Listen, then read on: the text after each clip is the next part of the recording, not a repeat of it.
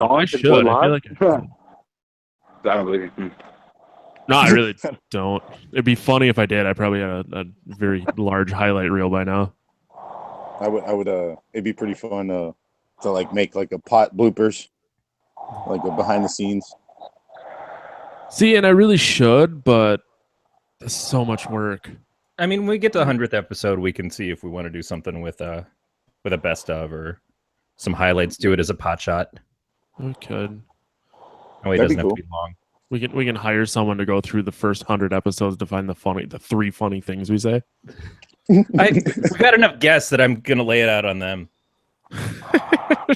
Hey, you guys, go back, listen to your own episodes, and tell us when we were funny, so we I'm can. just saying, like the last time I was on when we had that whole cheese part, that was pretty funny. I'm glad you remember it because I don't like when we're done. It's like whatever happened the previous hour is just out. Matt is just basically, he's got no memory of any of the shows. He's got like Memento or something and just has like, it's all number one to him. I know. Hi, I'm Tom. Hi, people- What episode are we on? Like 3, right? 60, Matt. Dude, I was like, so we have this Excel spreadsheet. It's just a Google Doc though, and we keep track of like the episode number, the movie, how many people listened, the date it came out, the time, who it was, and our scores. And I was like filling it out a couple in advance, and we're like, by the end of the year we'll be at 70. And I'm like, holy fuck. Yep. That came out of nowhere. Dude, you're gonna be at like Joe Rogan status pretty soon. Well, 800? No. 800 and something. Yeah, we'd have to start putting out episodes every day. Well, the big thing is just being consistent, though. I mean, it is weird to be over a year into this, Yep. but we never take a break. We never stop doing it. It's impressive. You know what I mean? Not to like knock on anything, but I mean, y'all haven't taken a break, and Rounds and Breakdowns already took a break. Well, there's a whole thing to that. And I think Round of Breakdowns, it's a different circumstance. Yeah. The objective of trying to get all 3 of you guys together is a little bit rougher than like me just showing up because I'm old and fat and I can't really say, hey, we're gonna record on a Sunday night because I kind of do this on Sundays already, and this takes precedence. Yeah, that's true. The whole point was that we were supposed to do it when we were together for band practice, but we haven't practiced in 2 months. And even today we practiced, but Ken wasn't even there because he was at a bachelor party. So, yeah, in like theory, it was really fucking cool idea, and in practice, it's like we forgot about the fact that we'll go a month without practicing. Well, yeah. Well, I mean, just do a mini show with some stats. Like have one of them record some stats on their own, then you can record some stuff about music. And just I thought about it. Episode. We have some stuff. We have some stuff in the cooker. But at the same time, I mean, the whole point for me for Rounds and Breakdowns is the interaction between you guys because that's what I get out of it. Yeah, you know, like I'm pretty vested in UFC and everything, but like the music, as far as how vested you are in it, I'm not. And that's the thing. Like that's what makes it weird is because like I'm as into music as Ken is into MMA, and Nate's just really into both. So it's like that's what makes it good though. Like it's the show's good because it's the 3 of you. Yeah, I agree. Not so much. Not to sound like a dick, but not so much the content, but well, and that's the thing. Like camaraderie. You can go on the internet and find everything we're talking about. Mm-hmm. That's not people aren't going to listen to it to listen to what we're saying. The story is what they're going to hear us talk about it. So. Except for the hash pick of the week, because that's fucking hilarious.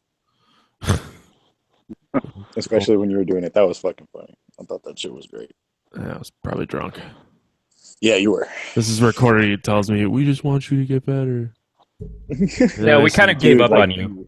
Dude, that last one, when I don't even know who it was, when y'all did, what was it, Bloody Murder? Oh, yeah, that was great. Lord. Yeah, those are a bunch of buddies from high school. So Grant that was on there was on the first episode of PoT. Yeah, you probably should think about checking into somewhere after doing that one. Wow, dude, that whole weekend I took a box of beer, and it was gone Friday night, and then we went to an ale fest Saturday. That's a new unit of measurement. A box of beer. Box of beer. I had a box, and it was like segmented out for bottles, and I filled it. It's like a whole So I had gallon. a gallon of whiskey. I had a gallon. Yeah. A whole gallon of PCP. They make it in a gallon? A gallon. Molly water, man. Ah, science. Yeah, and it was all the bottles that Corey makes fun of me for, the big ass bomber bottles. Because I'm like, I had one beer, and he goes, it was a fucking wine bottle. Yep. Doesn't matter how big it was, man. I only had one. It's only one, right? You can tell yourself that about every random encounter with a dude you had. It doesn't matter. It was only one. It was just one. It was only one dick. It's just one. But it was huge. Oh, God. And I thought about drinking tonight, but fuck that. I got to get up early tomorrow, too, so I forewent that. Yeah. And we got fucking obliterated last night. See, that's not my fault. I didn't tell you to go out drinking last night. I was. But you didn't say no, Matt. You never say no. I know. I was in bed by like 9:30. The thing with like a lot of our friends is nobody even has to say anything. We just pretty much just show up now and just start drinking. Yeah, we all just like meet up on Fridays, and it's like, we're getting fucked up. So. It's like somebody passes out in the back porch, and Oh no! I've seen our friend this weekend. He has that virtual reality headset for Samsung. So he just downloaded this game, and he was just like, "Oh, in the yard, just spinning in circles in the yard, no shirt on, just like I got it. No, I got it. The new one. Blah, blah, blah, blah. Out. Then he passes out. What the fuck? Yeah. Yeah. That's Whiskey Chris right there. Wow. Yeah, I would love to get like Whiskey Chris on the podcast. That would be amazing. Picture like just not like, Chris, not no. regular Chris, but no, like Whiskey Chris. It's the alternate ego. It's just basically Chaz Michaels from Blaze Glory. Yeah, right. I mean, he's got the same chest fro, the hair, and just walking around, drinking, doing drugs, talking shit to everybody. Yeah, he's a great guy. You guys can talk him into getting an Oksana Bayul tattoo. That would be fantastic. It would be. You guys want to do this? I was waiting for Matt to say something for a while. I've been trying to say something for a while, but oh man, well, we don't get together very often. I know, but we'll have to do it again soon because I gotta get up early. You gotta get up early. I'm old. You're not. Yeah, exactly. Corey's 2 hours in the past, so he doesn't give a fuck about any of this. 2 hours in the past. It doesn't even make sense. It's true. We have to do these early so that Corey can get to bed so he can get up at 4 a.m. to do, he's got to get his early bird special at Denny's. Exactly. He's got to feed the pigeons and almost first light. Time to have dinner. Jesus. All right. You ready? All right. You ready to go? Yeah. Welcome to episode 60 of the Podcast of Terror, a production of the Galactic Network. This is a podcast about all things scary. I'm your host, Matt Stein. And with me, as always, is Corey. I eat dinner before it gets light out because I'm 75 years old. Scott. Corey, how are you? I'm fine. You know, I like the dollar size pancakes because it makes me feel like this is what everything should be costing us these days. I just assumed that you mistook them for like the gold dollars and put them in your pocket and then start buying things with them, and then you shake your fist at the young gas station attendant when she won't let you buy your Twizzlers, your butterscotch hard candies. It's like, why have I had yeast infections all year? Why is my front pocket full of maple syrup? You're not supposed to put the pancakes in your butt. For more on this podcast, including show notes, contact information, subscription links, go to gncast.com/pot. You can chat with us on our Slack channel during our shows over at gncast.com/signup. And while you're there, you can subscribe to our newsletter. Podcast of Terror, spoiler heavy. We're going to ruin Idle Hands this week. 1999's Idle Hands with Seth Green and a very sexy Jessica Alba at age 18. And I swear a lot. This week we're joined by some friends. Returning once again to the Podcast of Terror is our Texas friend, Martin Cortez. And we got a virgin. Justin. Who told you? Justin's a virgin. Get that butthole ready for us. I was afraid I got outed all of a sudden, but yeah, Justin. No, not at all. Yeah, it's Justin. I believe your last name is Subia, but no one told me otherwise. So if I ruined it, sorry. No, you said it perfect, actually, for the first time. Yeah. Well, yeah, but I know I still have a buddy that still calls me Sylvia. I'm like, dude, what the hell, man? I've known you for like 7 years. There's different letters in that one. I don't know if he knows that. Yeah, no, he even had it in his phone spelled like with a Y and a V. I'm like, dude, this is like 6 letters long. What is going on here? Dude, my fucking name is 5 letters. Subia. None of these are the same as what you have in your phone. Dude, that's a chick's name, man. No, you can't win them all. No. Well, guys, thanks for coming on the show. However else you want to come, but you collectively picked Idle Hands. We'll get into that later. Yeah. What they didn't realize is that we assumed they were talking about a movie, and what they meant was they just want to do a 4-person circle jerk in a room for an hour. Yeah, my just wanted me to sit on my hands until they went numb and then jerk off feverishly. That's what I was hoping for, but Matt never picked it up. Well, we could. I'm sitting on my hands right now, so just give me a couple minutes. Getting ready. Everyone be real quiet. But you have to make sure to like hum and like look at me right in the eye. If not, it won't work.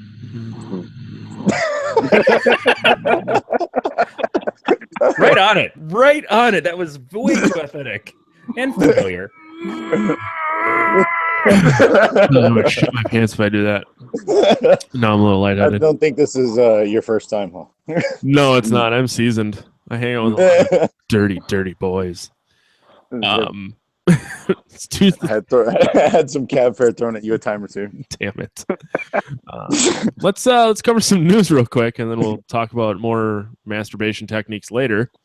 The first news story that Corey brought roughly 5 minutes before we started, so I didn't get a chance to read this because he's a prick. Sci-Fi has announced 5 original movies for the 31 Days of Halloween, which just sounds like every day of October they're playing a bunch of Halloween movies, which makes sense, but I feel like, didn't they do something different the last couple of years? Or is that AMC? Might be AMC. Yeah. Go ahead. That's you, Justin. It's your turn to talk. Oh, wow. I didn't know when it switched. Yeah, AMC did a whole bunch of October Halloween thing with The Walking Dead, not even with just the TV shows The Walking Dead. I also saw just a whole week of Michael Myers, Jason, Freddy Krueger, just the classics coming back, but I didn't hear about anything original. Yeah, we talked a little bit about original.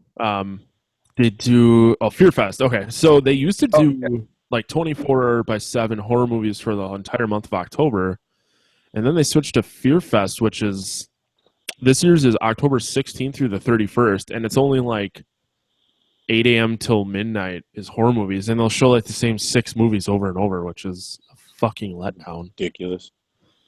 Yeah, and they don't even. I mean, they show like Halloween 1, 2, 3, 4, 5, 6 in a day, and then they'll show some other shit. And yeah, it's kind of a letdown. So I'm excited to see that Sci-Fi is doing 31 days of horror movies. It looks like they got a. I see Drag Me to Hell in here. You're talking about a Sci-Fi original, man. I mean, yeah, it kind of depends, man. I know, like, well, the Sharknado is huge, and that's technically a horror. Well, that's because it's like a giant piece of shit, and everybody wants to laugh. So, I mean, I own Giant Octopus versus Mega Shark on Blu-ray. Now, some of those movies have become like they know that they're spoofing themselves when they do it. Last night when this started, my wife came home and she's like, "Oh, we have to put on Sci-Fi right now because The Crooked Man was the first original movie. It was on last night." I gotta see where I can illegally download it. Was it bad though? Oh God! Okay, it had some people that I recognized that I liked in it. Amber Benson, who played Tara on Buffy the Vampire Slayer, Dinah Meyer, Michael J. White. They're all like kind of staples in these things at this point. Dia Frampton from The Voice, who I'm a fan of. But it was, my wife was like, "Oh, we've got to watch this. We got to check it out." And about a half hour into it, she goes, "This is like Pretty Little Liars. This is shit." Well, there. More and more pissed off as it was on, and I didn't turn it off because it was The Crooked Man, but other than the visuals of the character himself, which was pretty standard and goes with what you would imagine him to look like and be, it was not a good movie. It was in the perfectly adequate Sci-Fi movie, though. in The Conjuring 2, there's like a portion of it about the Crooked Man. Like the kid sings the Crooked Man song, and they do that in this, and I think that's part of it. Also, is that they? Don't know what the fuck this is. The Crooked Man. Yeah, this is So essentially, I don't know if it's a creepypasta or if it's just that's what I was wondering. Old wives' tale, but it's you sing this song about the Crooked Man, and then the house is cursed, and he kills everybody, kind of thing. Yeah, when I was a kid, I remember this song about the Crooked Man from an old Casper the Friendly Ghost cartoon. So it was like even before my time. So I don't even know if they were moving pictures. But the rhyme was, there was a crooked man who had a crooked smile. He bumped into a crooked fence, he ran a crooked mile. He bumped into a crooked fence and smiled a crooked smile. They did a variation of that for this, and the song was way longer, and there was a lot of singing, and the person singing at that point could not sing, so it was just really fucking annoying. Mm-hmm.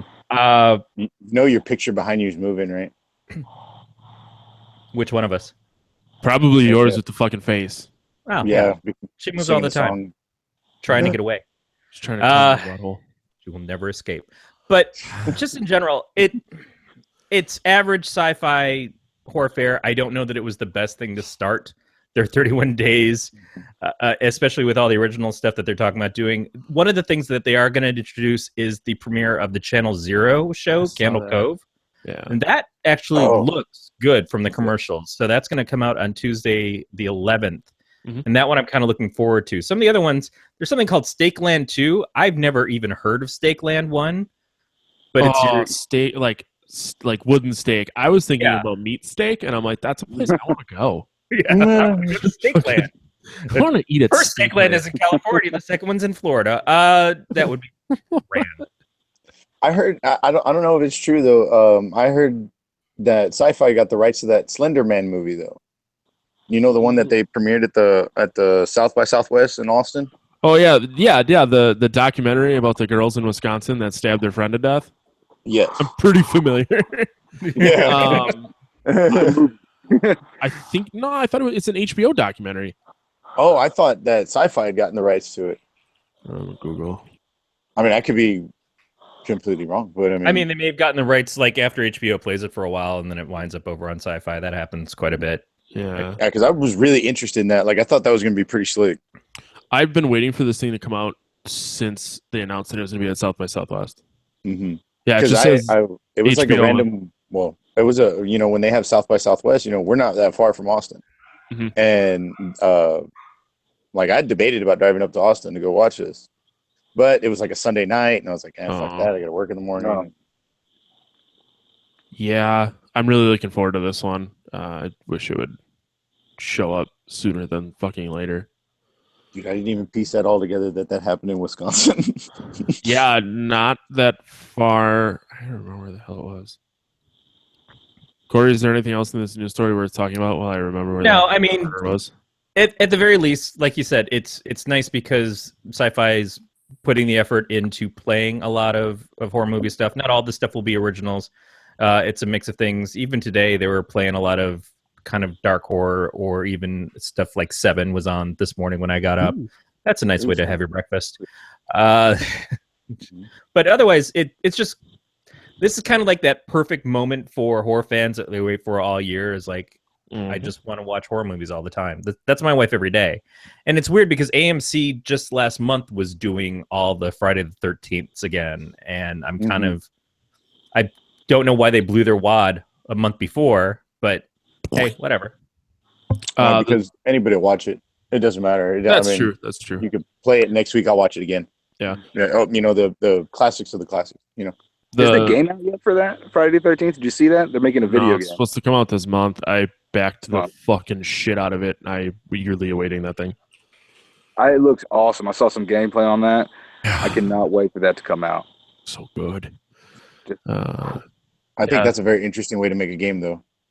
There's one came out on PC called Dead by Daylight. That's like the same concept, and I think they were trying to strike before Friday the 13th came out. But I hear people like it, but it's kind of broken. So I'm hoping Friday the 13th is not broken. Well, I mean, you just by, I mean, I don't know what the character was originally, but just by adding fucking Jason to it, I mean, and they have like killings from the movies. From various movies. Yeah.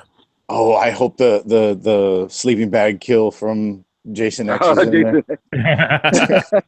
I know.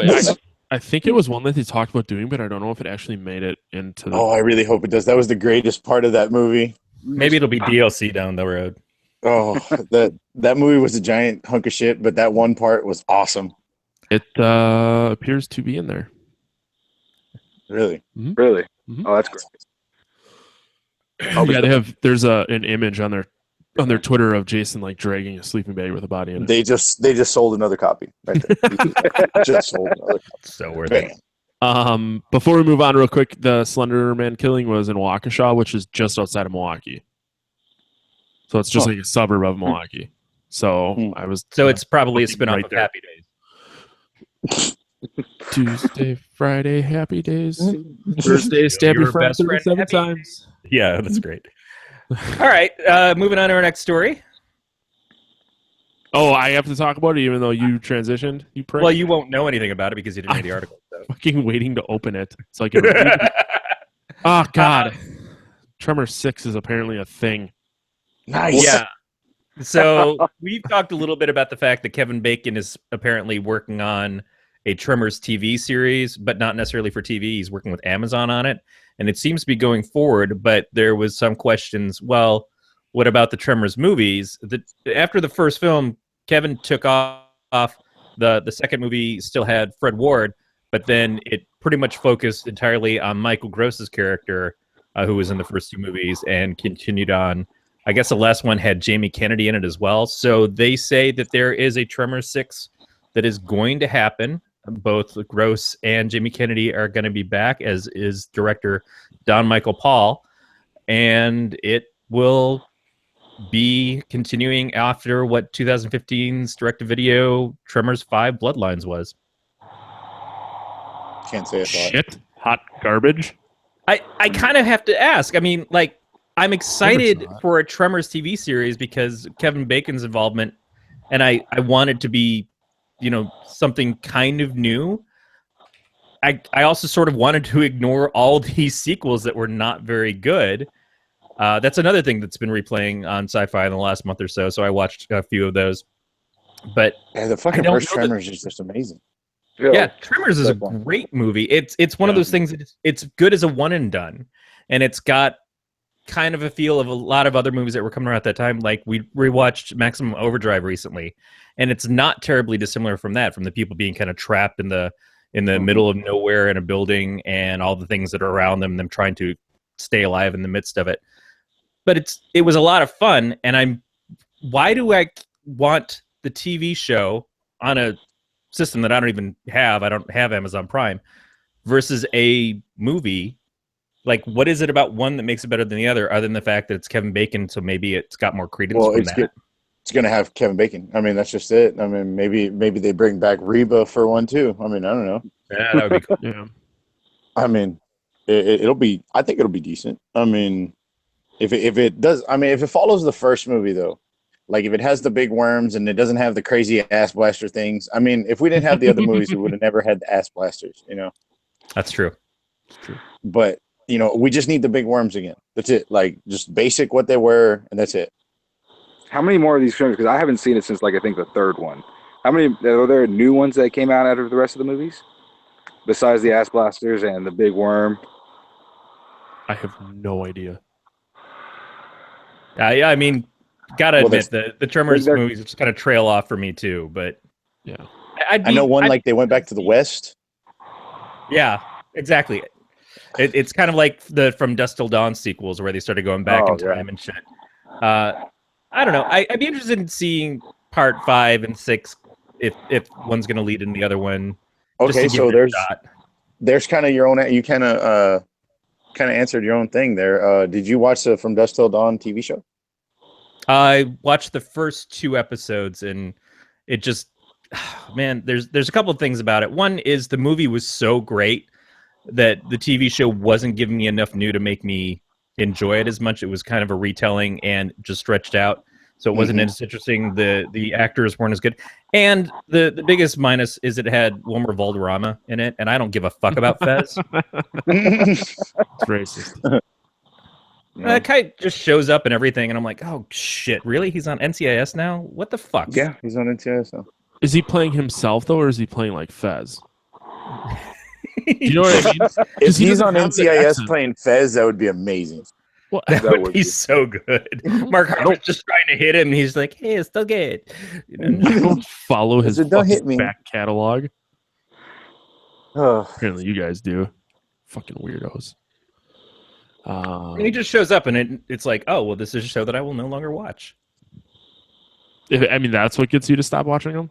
Pretty much. Like, I'm sorry, I'm not a teen girl who worked on a show on Nickelodeon, so I have no interest in Wilmer Valderrama. All right, fuck that dude. He just watches a show long enough that either it gets canceled or Wilmer Valderrama's in it. Yeah, he's like Leah Remini before she was on The King of Queens was pretty much sitcom death. Every pilot, every show she was in, it was like, this is where the show's going to end because Leah Remini just showed up.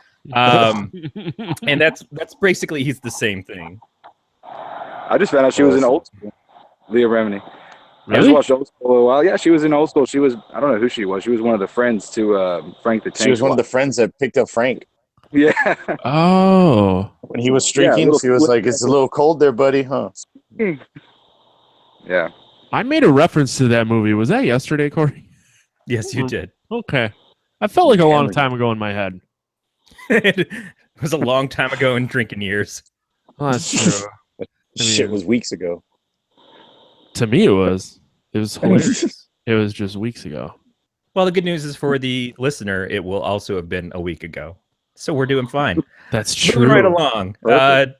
Tremor 6 possibly coming out. Very likely. Because it's not like it's going to cost more than $20 to do.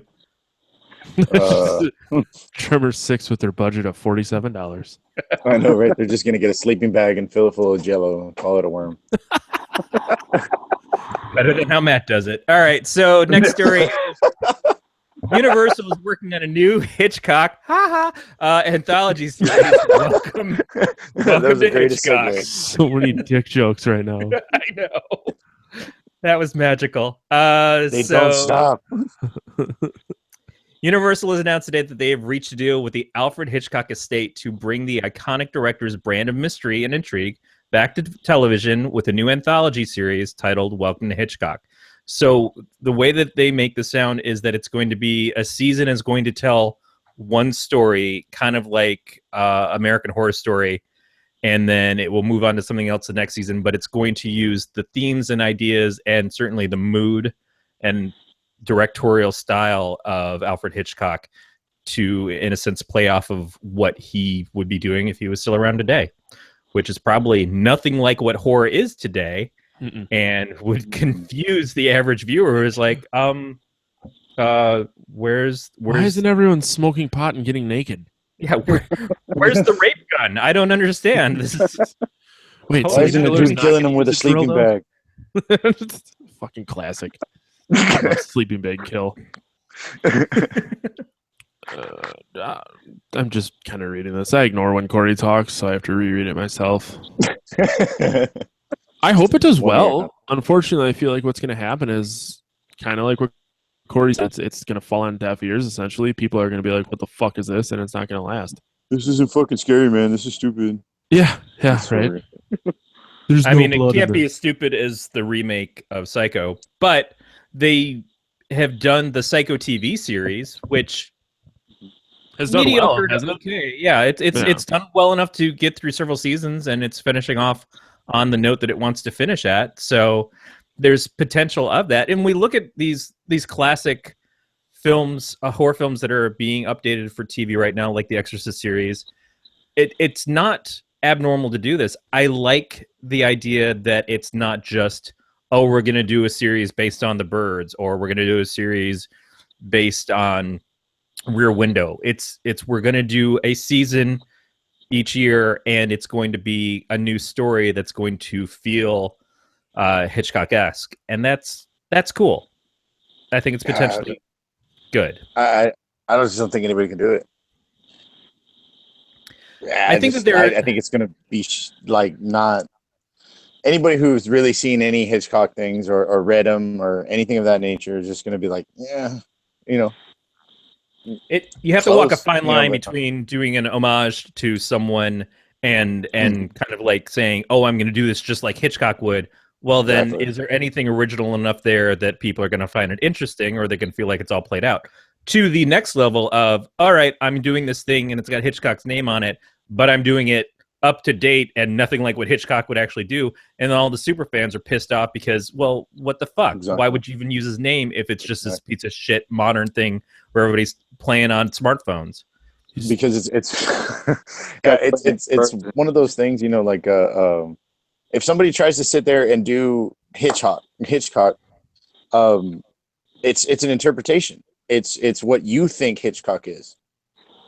Yeah, and there's the idea of it being hooked up with the foundation, but that's like saying that the Jack Kirby Foundation can go and make Jack Kirby comics again like Jack Kirby did. No, that's not really how it works. There was a person who was a creative genius that everybody thought was the best of his time, and unfortunately they're gone now. So there are sometimes you hear people say that someone is heir apparent to an artist like that, and that's all well and good, but as that person, do you want to just constantly be referencing the person that think of like as your mentor or whoever, or do you want to go off on your own and craft your own things? We have such a strong feeling of nostalgia for stuff, but we're so hungry for what's in the past that I think it's hard to accept that we're not there anymore.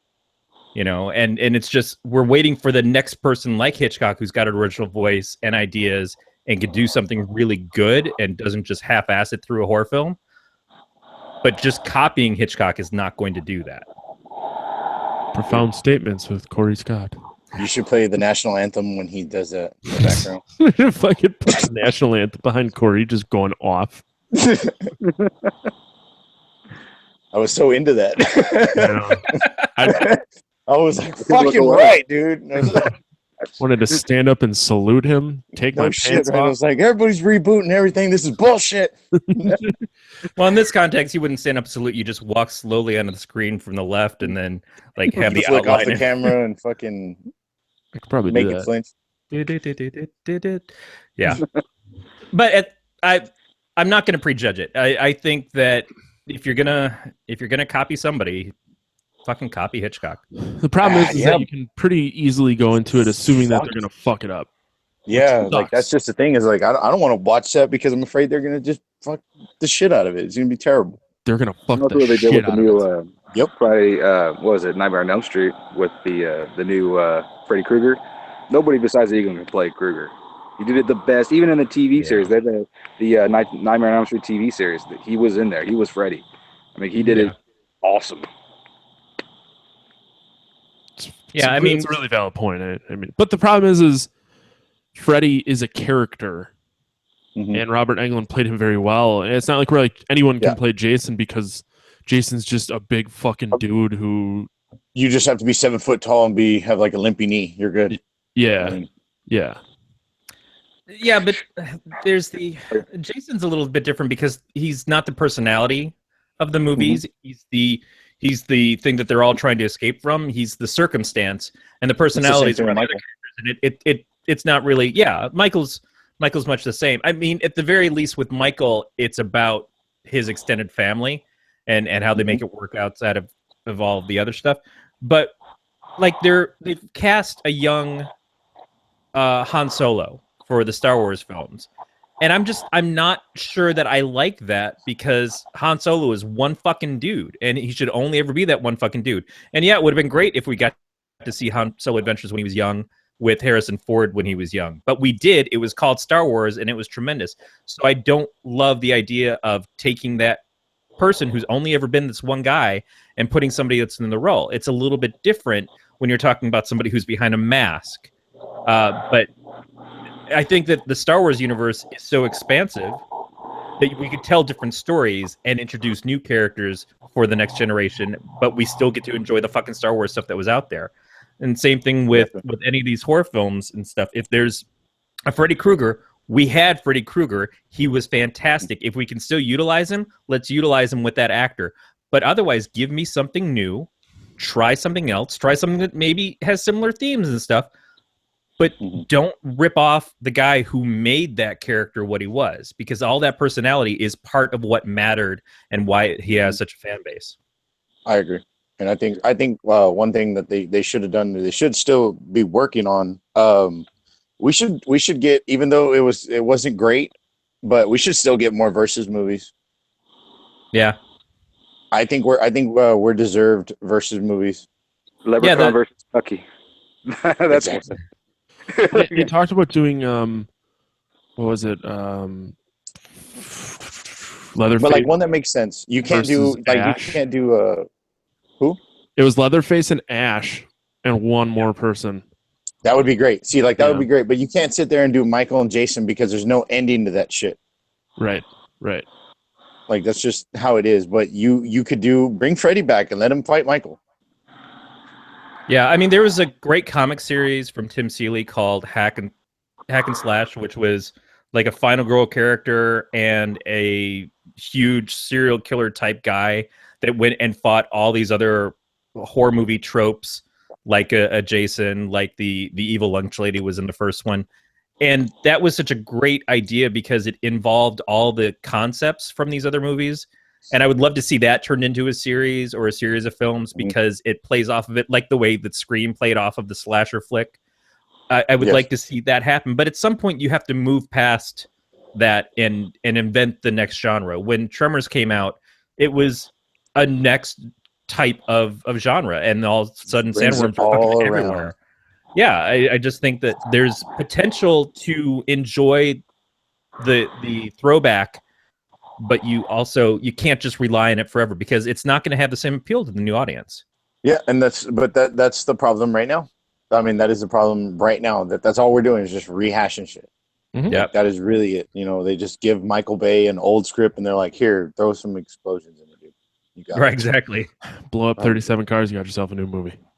Right, be like, throw some salt on that bitch and let's sell it for $15 a ticket. Let's do it. All right, so leading into the next story, then that kind of brings up a point. Is the next story is Carpenter's Halloween, along with parts 4 and 5, are getting theatrical run this October. So we're not redoing these movies, but we're going to re-release them for fans to go see in the big screen that they maybe never had the chance before. Is it just me, or are they like doing this a lot more often? Remember they did with Star Wars. They did it with Star Wars and what other movies did they do? Well, they did it with a couple of different ones, but I remember Star Wars they did it with, and I kind of like that, going to see the, on the big screen like that. What you weren't around for, like me, I'm 25, so I wasn't around when like Jaws was made or. Sorry. Yeah, well, but I still appreciate it. I love the old movies. I grew up watching that because my mom, my dad mostly watched all those horror movies. That's what I grew up watching: Freddy, Jason, Michael Myers. I mean, I used to have all the masks on my entertainment center, just standing on little displays. Had to take it down because it scared my siblings, but I don't know. Or maybe they thought I was crazy. Yeah. I'm going to go with crazy. I think that movie theaters obviously have been struggling for a number of years. When you do something that feels more like an event, where it's like, oh, we're going to do this special thing for a short time, it's going to bring people out better than, oh, a new movie came out. Well, I don't know if it's shit or if it's actually okay. I'll just wait until it shows up on video on demand in a month and fuck seeing in the theater, because why do I want to leave my house? My TV is just as good. But an experience like this, like when I was probably about 21 or 22, my friend and I went to a theater in Detroit, and they played, I think it was probably Ferris Bueller or something like that. And everybody's all into it because we'd seen it a billion times on cable and on video, but we're out in the theater together. We're having drinks. We're having food. Everybody's shouting at the screen like it's the Rocky Horror Picture Show with the lines. It was just such a great time. Yeah. And it didn't matter that, okay, we've seen this movie before, or I'm spending more than I would if I just went to a regular movie theater to watch a film. It was more fun because of the experience. And I think that if you can do something like that, that's going to be what saves movie theaters down the road. Yeah, because you're living with, it's funny, but you're living with like the member berries. You know what I mean? You're member? Exactly. That's what you're doing, though. I mean, you remember when there wasn't so many Mexicans? Whoa. Let's not go down that road again. That's what you're living with, dude. I mean, you were okay. So you were alive at the time that Ferris Bueller came out, because I don't. Well, really Ferris Bueller came out in what, 85, 6? Yeah, I wasn't alive. So I wasn't Corey would have been 40. Yeah, he was like 41, 42. Yeah, 42.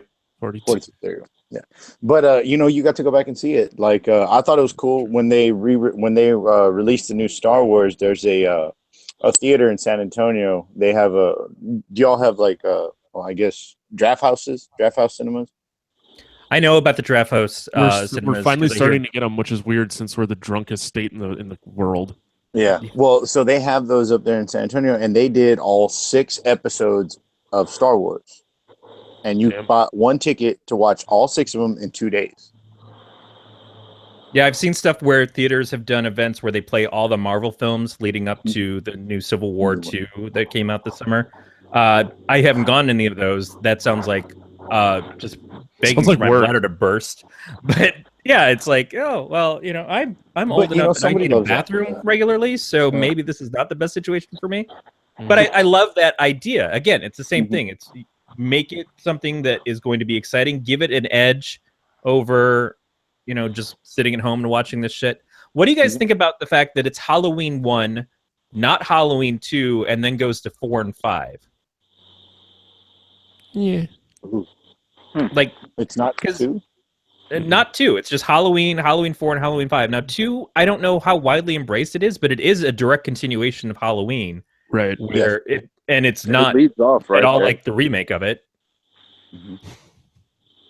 Yeah, I know 3 is usually the one that everyone hates for obvious reasons, and that's always left out. But I didn't even think about that. It's 1, 4, and 5. I didn't think about it. Well, I mean, it may be cheaper. It may be cheaper for theaters to pay the rights to show 4 and 5 versus, 2. And also, did they kind of? I mean, 4 and 5 were undone, sort of by Halloween H2O, correct?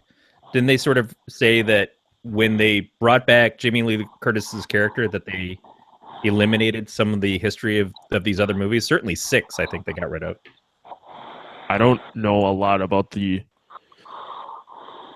canonness of Halloween films, so we'll have to investigate it. We'll talk about it at some point, and maybe we'll watch 2 for one of the episodes. We're going to start a new segment called PoT Investigates, and I'll get the sound that goes... No, then you got to skip to like a Law and Order dun-dun. Matt's taking a shit in his bathroom. Right? Just me holding a book. Like, my face is beat red. Who does number 2 work for? You show that turd who's boss, buddy. Yeah, you're gonna blow an O-ring out. What did you eat? Anyways, so yeah, 3 movies are going to be in the theater. Yeah, and I'm not mad at that. Not mad at that at all. No. I don't know if they were good. Ones. I'm curious if, like Corey said, where it's going to be like a 1-ticket thing, or if you're going to be able to buy them separate, or at least whether they're digitally restored and remastered, which is kind of cool. I wonder. I wonder if they're gonna like IMAX them and shit. That'd be cool, actually. That's what I was thinking. That's something. I mean, must have freaked Corey out. You know what I mean? IMAX. The picture's all around me. The seat is shaking. Just, God damn it, Martha. That's just Parkinson's. That's fine. It appears it's not playing in Texas. Sorry, guys. Oh, well, I shouldn't say that. Let me rephrase that. It's in Dallas, Fort Worth, Houston, El Paso. So none of those places are in Texas. No, fuck you, Corey. My favorite is there's one theater in a little town called Tyler. Tyler, Texas. That's Dallas, dude. I know, but it's like Dallas has a shitload here, and Tyler's like just boop, one right there.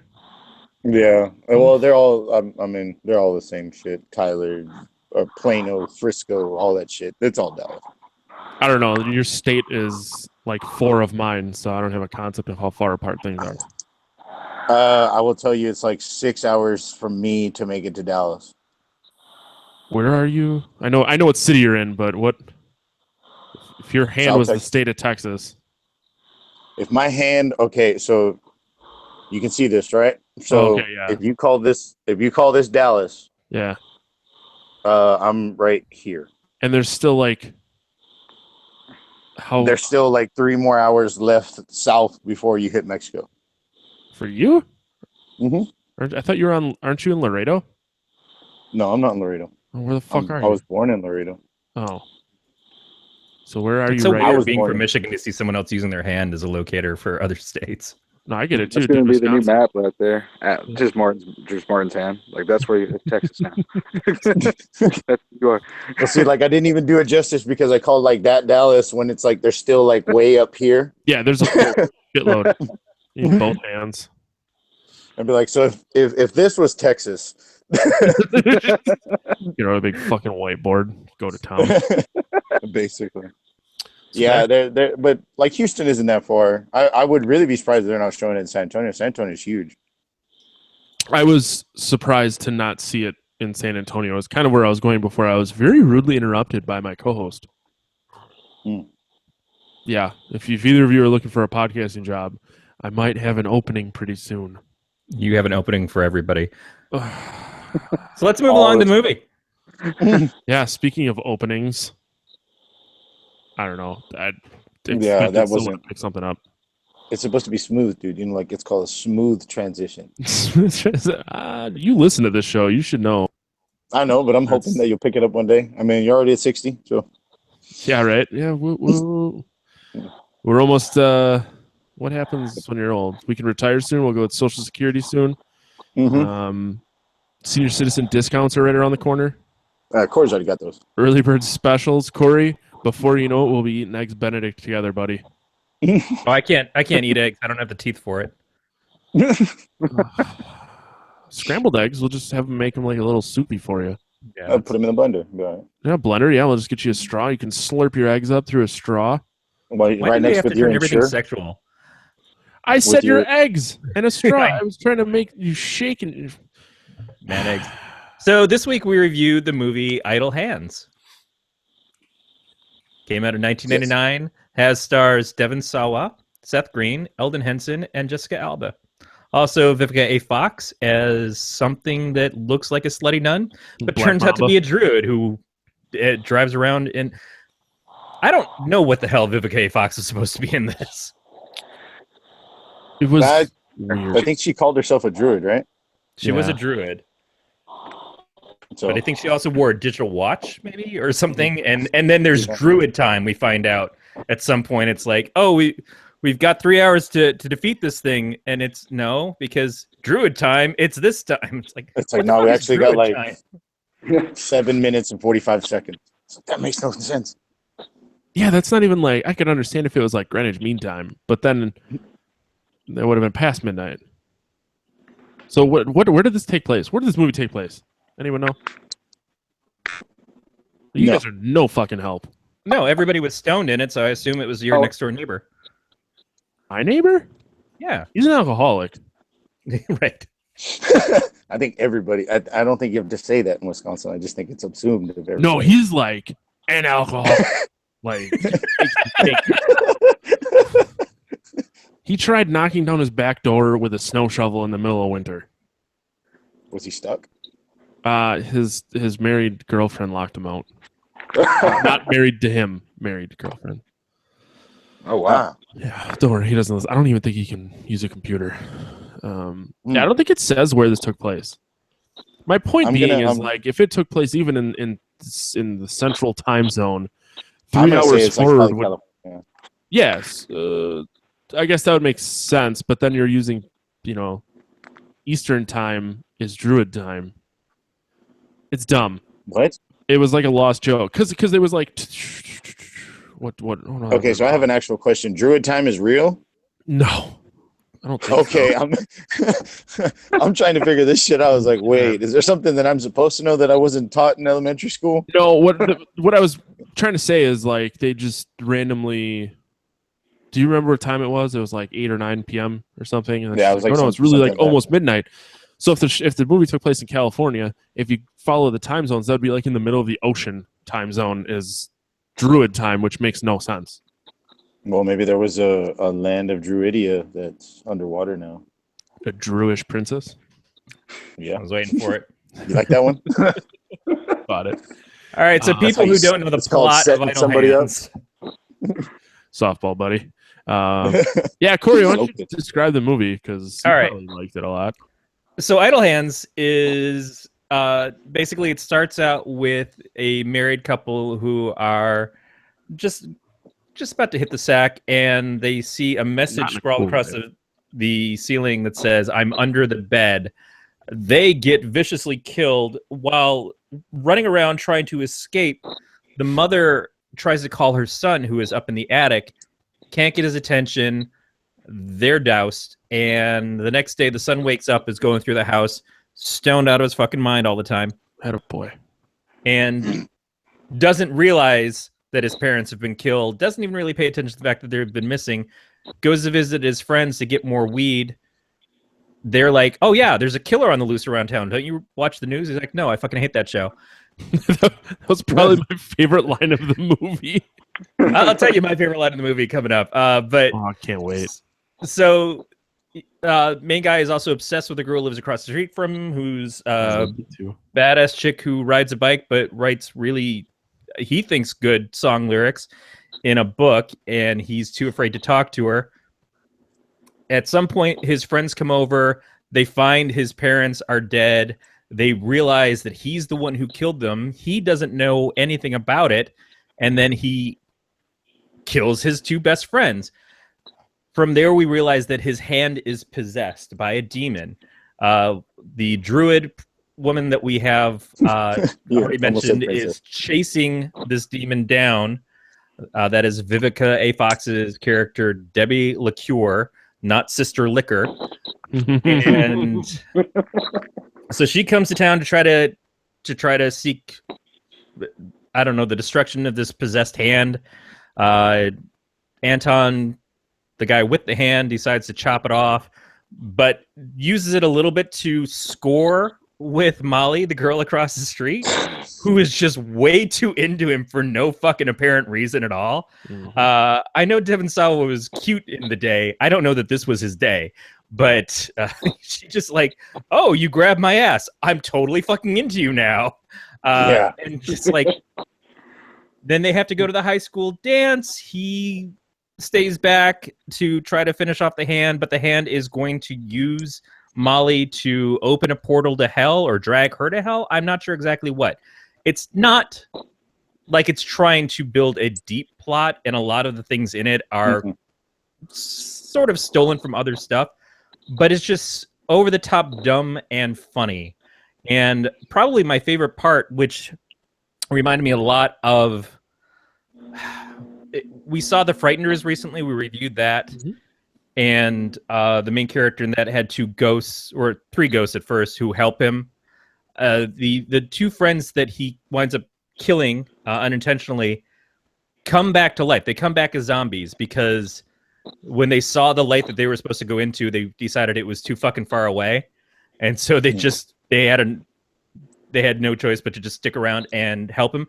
It reminded me more of the friend that kept talking to the guy in An American Werewolf in London.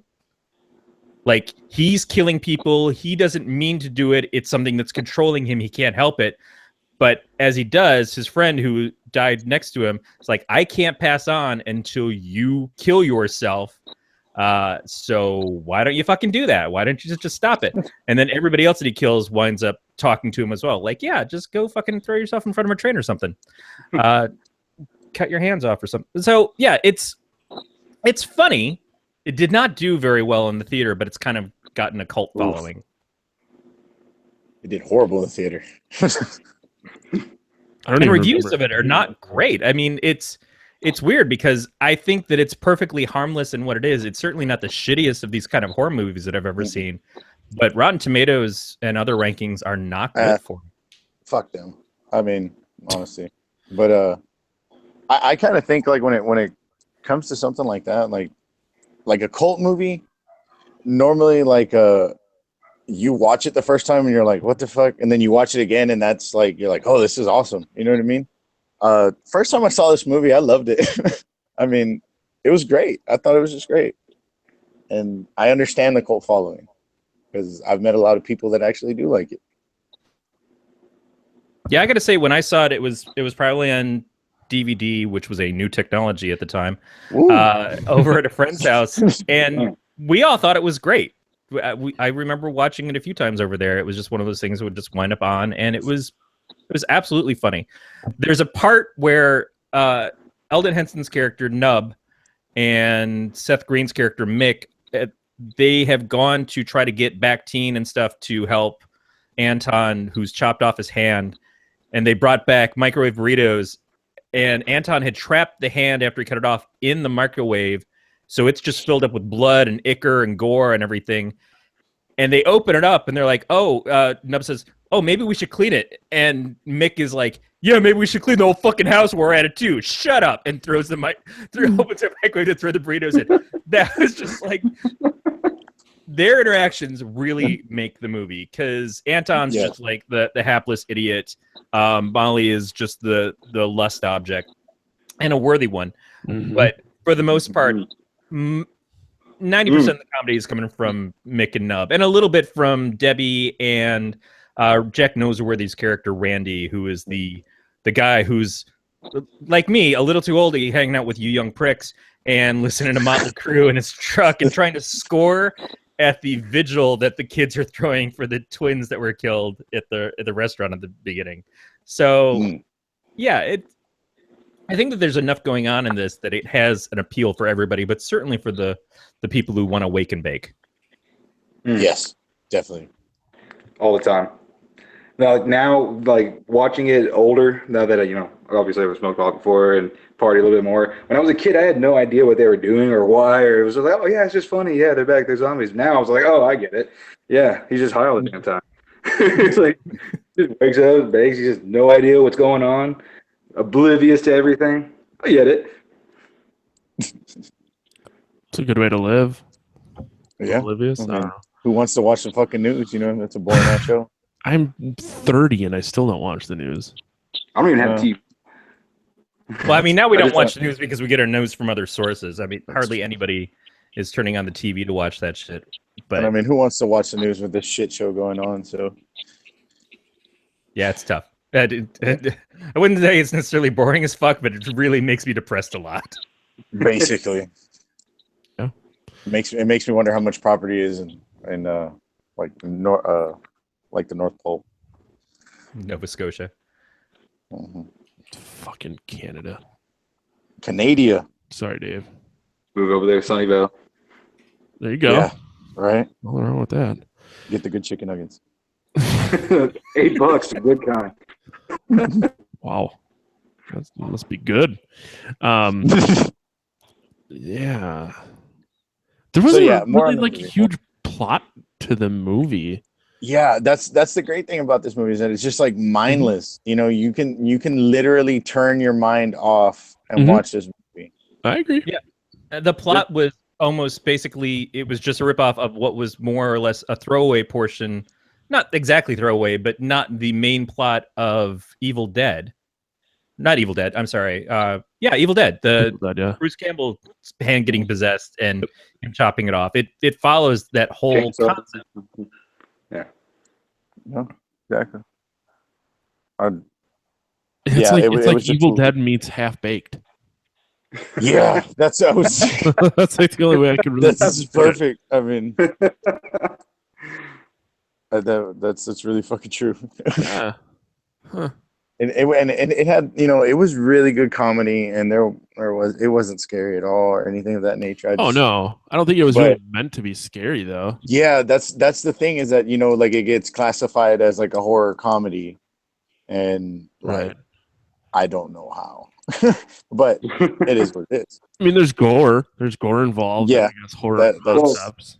But the gory image, like when the hand is in the office and he's just putting his fingers through the pencil sharpener, and then just pulling them all out, and it's just all sharp and blooded up. Stuff like that, they probably have to give it a horror rating. I do want to give credit to the actor who plays the hand, which is Christopher Hart. Christopher Hart is a magician But all of his roles, it seems like he was Thing in the Addams Family Values, the TV movie Addams Family Reunion. He was in this. He was in an episode of Angel Called the Hands that I only assume was about a disembodied hand again. His dude's hands must be gorgeous. Left. Yeah, I mean, I assume he's David Duchovny in that. Yeah, exactly. Yeah. In fact, his very first film, he was on the TV series Columbo as a magician at a cemetery. I have to again assume that this was what David Duchovny's character was based off. That's awesome. So, I was a little upset about this movie. That the one thing I thought that this movie was missing, and I'm pretty sure I'm not the only one that thought it was missing it, but I'm almost 100% sure Matt thought it was missing it too. But for what it was and everything, there wasn't enough tits in this movie. No, there was nowhere near enough titties. Right? That's what it was missing. But it had the one scene of Kelly Monaco in the Paul Stanley makeup in the car, and that at that point in time, who she was, that was considered an epic moment, and is probably again one of the places on the VCR that the tape is a little worn down because it's been paused too many times. It just gets a little fuzzy right there. Why, Corey? Why would it get fuzzy? Because we're all Kiss fans, and Kiss Army says you pause and pay tribute anytime Paul Stanley makes it. You got to play Love Gun every time you see the makeup.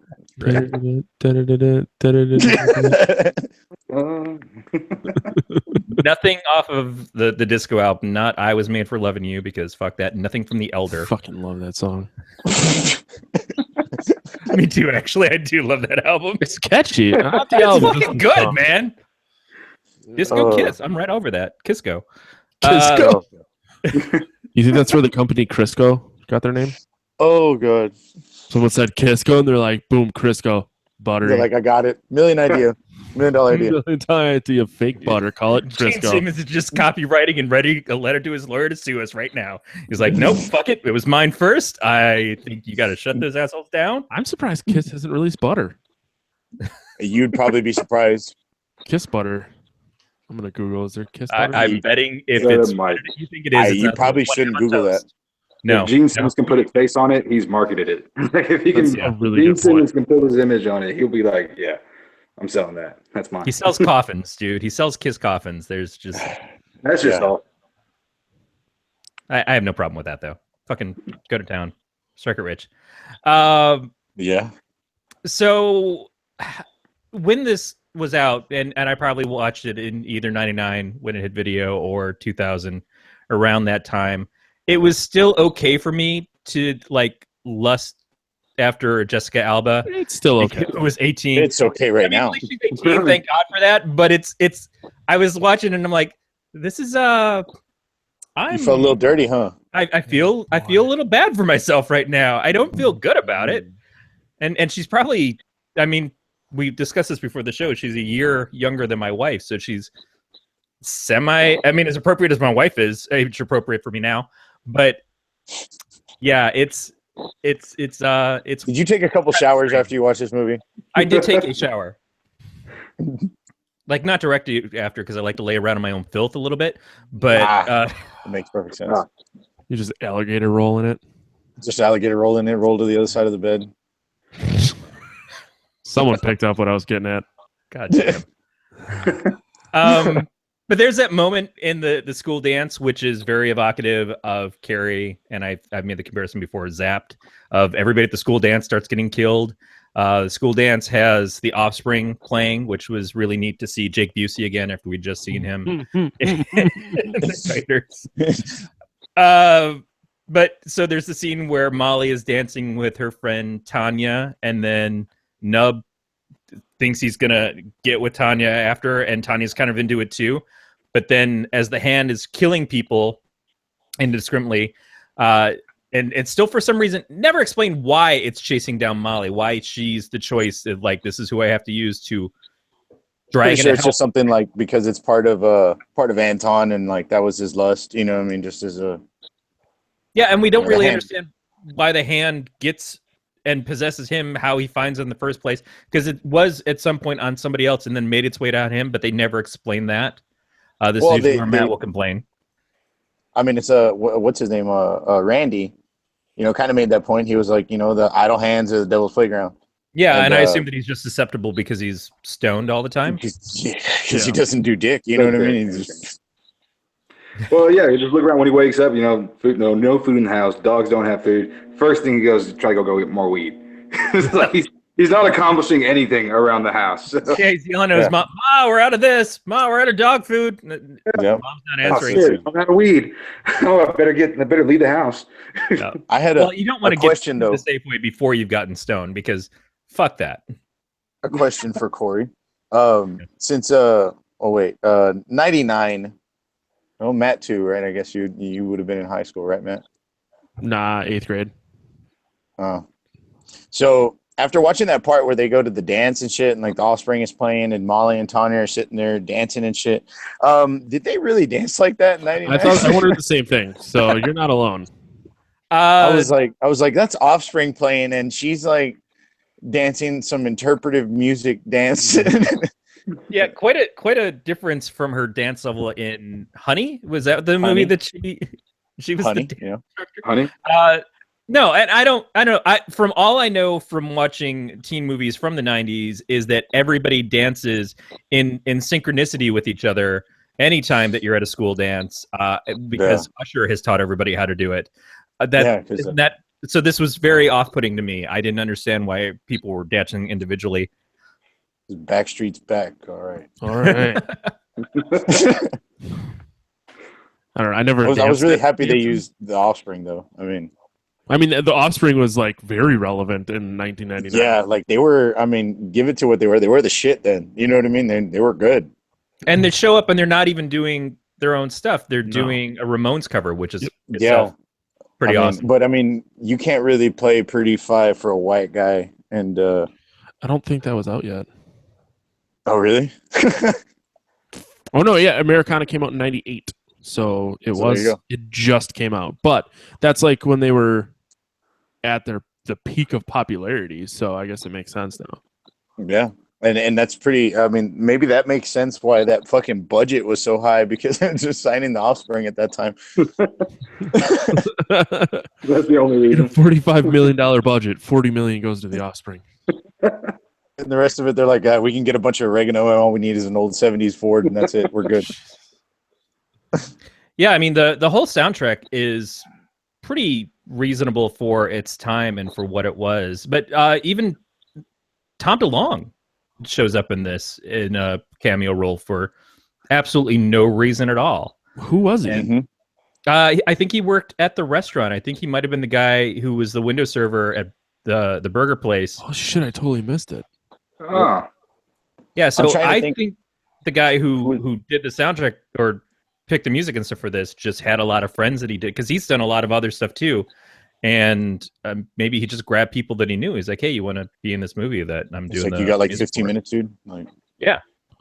Oh yeah, holy shit! Yeah, he was the drive-thru guy. Sorry, found a picture on the internet. Yeah, that was interesting. So there's kind of a cavalier attitude to most of the deaths in this. Like when Anton finds his parents dead, he freaks out a little bit, then kills his two best friends, but then he gets over it really quick. Again, I assume it has something to do with the drug use. And then he's like, "Oh, this is terrible. Oh, but there's Molly, so I'm going to go, have..." I don't know if they actually had sex or if she just gave him, interestingly enough, a hand job or something, because he got up the next day. She's still wearing all of her clothes and his pants are completely undone. But it's just a lot of...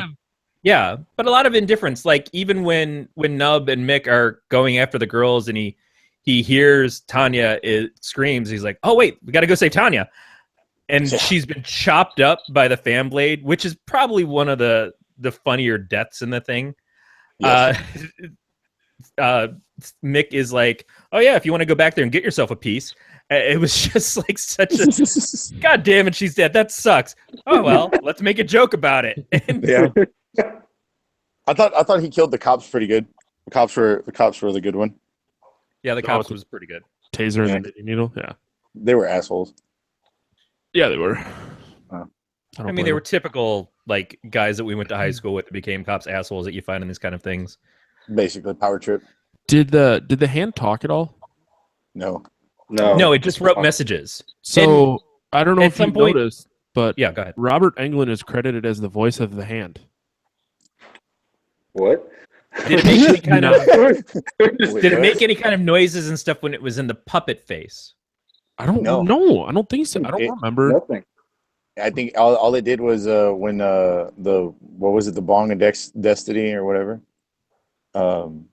Just it changed its face. That was it. Yeah. Oh yeah. Spinach. Yeah, I need some spinach. I actually I got a funny story about that one too. Like a couple days ago, like me and Justin have been talking about this movie, because we were going to be on the podcast. And I was just whatever. So it's been on my mind, and I was at work the other day, and I like dip snuff, and we were getting out of the truck and getting ready to go work, and I was like, oh, it needs me spinach, and my fucking partner looked right at me and laughed his ass off, and he was like, fucking idle hands, dude. I like that. And I was really surprised. I was like, wow. Ricky Martin was also in this in an uncredited role as Man in Car Park. What? Yeah, no shit. I'm telling you, a lot of people just randomly showed up in this for no good reason. Man in Car, what the fuck does that even mean? There was probably where all the cars were where the couple got killed in the kiss makeup. Maybe is the only thing I can think of. Kyle Gass was he the guy? Was in the Burger Jungle. Yes, he was. That's one. Oh yeah. I mean, which may be appropriate to Kyle Gass at that point. We didn't have HSD. They weren't doing anything at that point. But in general, yeah, it's funny because Devon Sawa at that point in time had been the teen heartthrob kid from a lot of things, and I remember him as being the human incarnation of Casper at the end of that movie. And I went and saw Casper in the theater with my mom when it came out, and he shows up on the screen, and every girl in that theater just goes, woo! Like that. I'm like, what the shit just happened? You don't have to lie, Corey. We know you did it. And it was me. See, I first remember know who it was. And so, go ahead. I said I just first remember him from Final Destination. Yeah, he started doing Final Destination. Oh, that's the same fucking dude, isn't it? Yeah. Yeah. What was the one? Slackers is another one that I remember him from. And then he started doing kind of video on demand or direct-to-video horror movies and had a shit time in his career, so he took a step back. But even SLC Punk, like he tried to start doing things that weren't the teen heartthrobby stuff, and then he backed out. He took some time off, and he didn't come back until they cast him in the Nikita TV series on CW. He consistently did work. Shit. Yeah, but not work that he did shit work. Right. Yeah, exactly. The Crooked Man on Sci-Fi, an original movie. I mean, Bill's got to get paid, man. Yeah, absolutely. I mean, we know that this was the first time that most of us had ever heard of Jessica Alba. She went from this to being on that Fox series, Dark Angel. Eldon Henson had been in some stuff as a kid. He was in the Mighty Ducks movies. Seth Green had been in a lot of stuff. And I don't know if this is around the time that he was on Buffy. And I think like they brought him, if I'm not wrong, I mean, you have to think of it. This is 99, dude. I was a child at the time. I think he was semi-famous, and I think you brought him in for comedy reasons because he was funny at the time too. No, I mean, they made the movie for me. Yeah. They were really, honestly, the parts that I enjoyed the most at was their interactions. And I wouldn't have hated seeing a sequel to this with a totally different theme, but about them being the guardian angels to Anton. Yeah. Yeah, because that shit was fucking hilarious at the end of that movie. At the end of the movie, that was the best part. Like, whenever they turn off the lights, he's like, oh, should we tell him that was us? Oh, no, let's just keep going. He does scream like a little bitch. That was the best. He does scream like a little bitch. Yeah. But I mean, like, Eldon's still doing shit. Well, he's on Daredevil now. Daredevil, yeah, he's Foggy. Yeah, that's Seth's doing stuff, but he's doing Family Guy behind the scenes stuff. Family Guy and Family Guy is true. Robot Chicken that he created. He's doing just fine for himself. But that whole scene again, I mean, The Frighteners came out in 1996, and the two ghosts go and become the guardian angels for Michael J. Fox, and this is again very similar to that. Yeah, I suppose. Right. You wanna rate it? We've gotten to the end of the movie in a very roundabout way. Yeah, I mean, it was good. Yeah.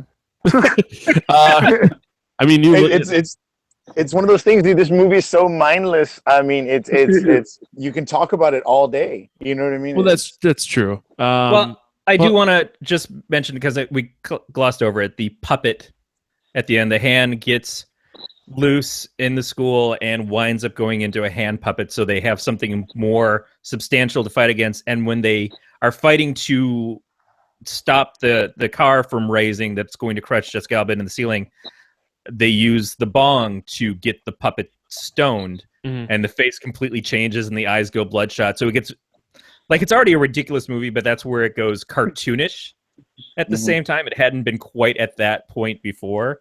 Maybe the throwing the cat all the way across the street through the window, but yeah. But that was. I had a cat named Bones. I'm not surprised. It was what it was, man. No, yeah. I thought it was a funny name for a cat. So, and you know, we never talked about it, but you know, when they told him to, what was it, smoke oregano and nutmeg? Yeah. And he did it. You've done it too, haven't you? About fucking died. I heard about banana peels. That was the one. Let's not talk about that. Damn kids. All right, let's rate this on our never fails 3-tier ranking system. 0 to 5, we're gonna do rewatchability, story, and scariness. We'll start out with rewatchability. Martin, we will start with you. Rewatchability, I'm gonna go ahead and hit it out of the park. I'll go 5, because I'll watch this forever and a million times. If it's on TV, if it's not, then you always find that person. Like, I mean, it's kind of like how me and Justin talked about this movie, is because it just came up and we are like, dude, you want to watch that? And our friend hadn't seen it. And it was like, dude, we got to fucking see that, you know? And yeah. 5 all the time. If it's ever on, I'm going to watch it. Justin. I'll give it about a 4, just because I haven't seen it. We just watched it recently, but the last time I saw it, I was like 13. But I used to watch it all the time back then. It's one of those things you can watch it over and over again for maybe like, I don't know, a couple months, and then you won't see it again for a couple years, but then you'll watch it again.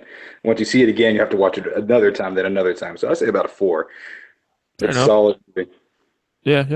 I'm going to give it a 5, just kind of what Martin said. You know, if it's on, I'll watch it. I kind of forgot how much I like this movie, so now that I have it, I'll probably hang on to it and just kind of keep watching it here and there. Corey? Yeah, exactly. You're going to plug it in every once in a while and just be like, yeah, fuck it. You know. Oh, yeah, for sure. Yeah, I mean, I'll fat one and just, you know. I don't have the fortune of rolling fat ones or having seen this when I was 13, but it does make me feel like a 13-year-old when I watch it. I'll give it a 4. I'll certainly, I think that it bumps up a point simply for the Kelly Monaco and Jessica Alba on the top of the car scenes. Fair enough. Well, I mean, you did see it when you were 43, so I mean, that's pretty close. Yeah, that's when it was just like an excuse to remember what an erection was like. Oh, Jesus Christ. Story 0 to 5, Martin. Oh, story. Dude, be honest, I was like a 1 or 2. There was no fucking story to it. It was pieced together and shit, but it was funny. You know, they took a bunch of chicken shit and made chicken salad out of it. You know what I mean? It was Stone Cold Steve. That's what they did. And if it wasn't for, you know, Seth Green, you know, honestly, I think if it wasn't for Seth Green and Eldon, that movie's not there. No. And they just did good with the story that they had. Because I mean, like, we were sitting there talking about fucking druid time, and we don't know shit about, you know, they just like, oh, I'm a druid. Okay, cool. Like, we're all supposed to know that shit. Like, it doesn't work that way. Yeah. Justin, how do you feel about it? I'll give it a 1 because of that too. It just seems like at first they tried maybe make something of it, like explain a little bit. Oh, the hand didn't just start with him; it came from somebody else. But then they're just the randomness that happens, and like they said with the puppet, comes all cartoony, and the zombies comes back really. I mean, just everything. They're zombies. They come back, but they can talk. They can. I mean, they're eating burritos instead of brains and stuff. It's not. It's nothing like the old horror movies. It's just it's just funny. It's what it is. So it's. I give it a 1 for that. That's because they seem to me that they tried, but then they just like. You know what? Fuck it. The people that are gonna watch it are gonna be stoners. They're not gonna care. Like it's just gonna be hilarious. We got Jessica Alba.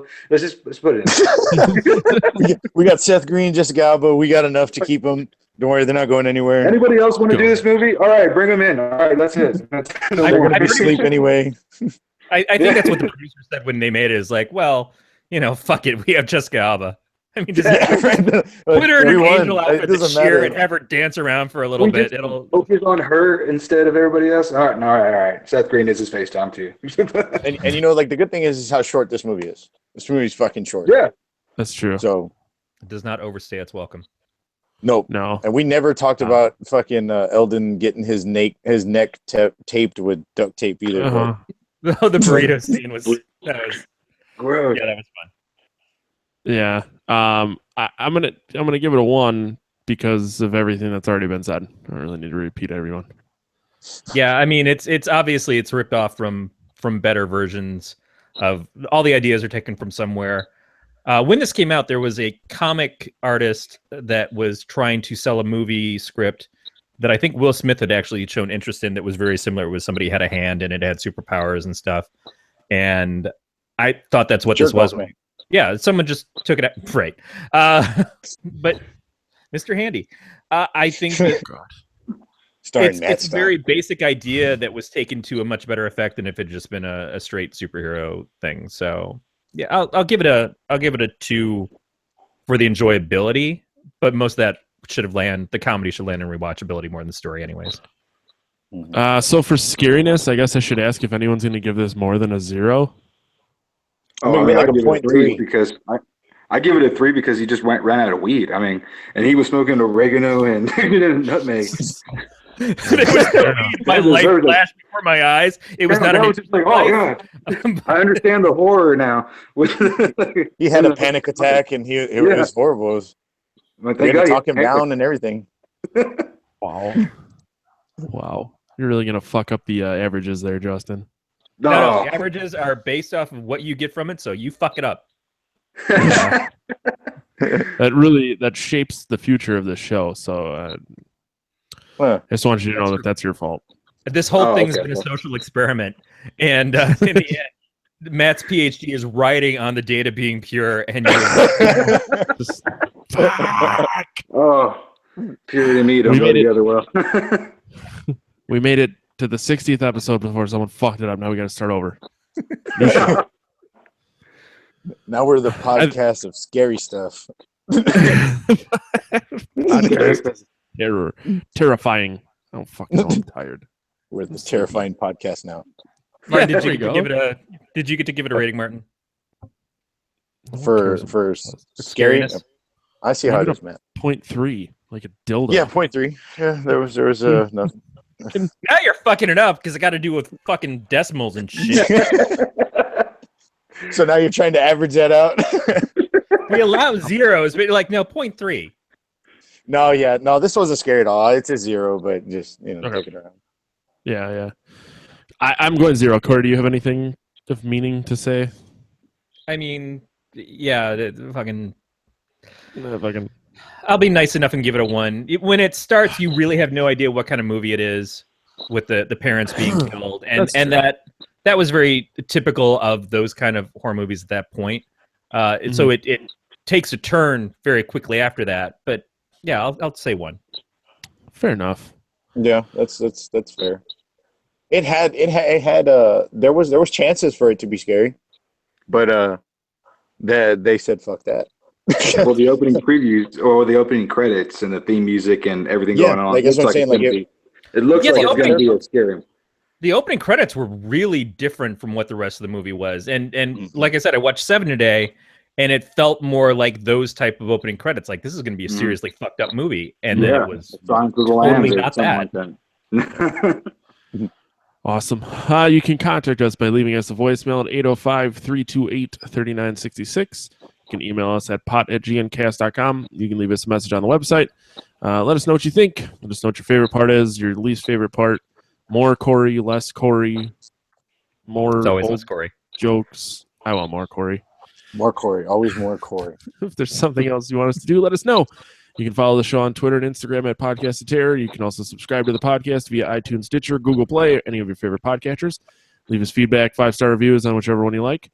All of the subscription links options can be found at gncasts.com/subscribe. Finally, you can join us on Facebook on our page at the Galactic Network. Someone in the chat said more Corey. Uh-oh. Yeah. That's worrisome. Yeah, I don't know. We're going to might have to turn the chat off after that one. I mean, there's definitely enough to be good around, but it's just because when I lay down, I spread across the entire floor. Jesus. Gelatinous worm. He was casted Tremors. That's true. Corey is in Tremors. Just kidding. Corey, I love you. Just trying to get close to Kevin Bacon. I understand. I do the same. I would too. Martin, do you want people to find you on the internet? No. No. Justin, how about you? No, thank you. No. Okay, cool. Hey, I gotta ask. Yeah. Please don't tell anybody that you saw me here. Matt the lifeguard and yeah, Don't Ask Comics and well, I guess Martin, where can people find Corey and I on the internet? Huh? Just literally reset. Corey, where can people find you on the internet? I'm at donutscomics.com. That's where you can find the comics that I either have helped write or help publish. Right now, Levi is doing Inktober, so he's releasing new art every day on his blog, and that's part of donutscomics.com. You can find all of the different comics from the direct page. Awesome. You can find me on Twitter and Instagram at Matt the Lifeguard. Thanks again for listening to the podcast of Terror. We'll talk to you guys next week. Tits. I'm going to stop YouTube now, if I can get there.